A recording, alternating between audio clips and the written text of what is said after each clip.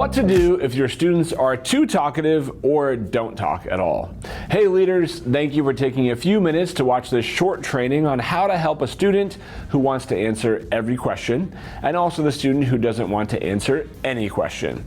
I hope that after watching this, you will feel more confident in leading these two types of students. So let's get into it. Situation number one. One student is answering all the questions. You probably have had this experience in your group. You have one or two students who are answering all the questions and the rest of the group is getting disinterested. A simple way to help a student like this is to say something like, "Thank you, Keenan, for your willingness to answer the questions, but let's let somebody else have a turn this time, and then you can add whatever you want to their question at the end, or to their answer at the end." Situation number two. One student won't answer any of the questions. You probably have a student in your group who seems hesitant to answer the question, "What's your name?" Much less any of the small group questions on the sheet. Whenever I have a student like this, I find it helpful to ask them easy, opinion-based questions directly. I do something like this. "Hey, Dylan, what's your high or your low for the week?" Or, "Hey, Lydia, why can it be hard being kind to your siblings?" Bonus tip to increase participation. Match one or two of the questions to a couple of the students who do not normally talk a lot. Here's what you do.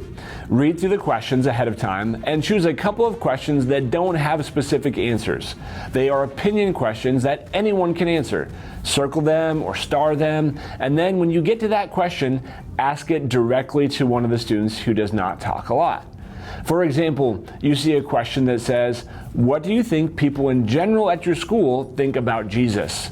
You put a star on that question, and when you get to it, you look over at Carter, who doesn't talk a lot, and say, "Hey Carter, what do you think about this? Why do kids at your school, what do they think about Jesus?" Why this tip can work. This tip can work in a couple of cool ways. First, it helps students who answer all the questions understand that they are not expected to answer this question right away. Next, it is a more direct invitation to these less talkative kids to participate. Sometimes students who don't talk a lot can think their answers don't sound as neat and tidy as the kids who do talk a lot.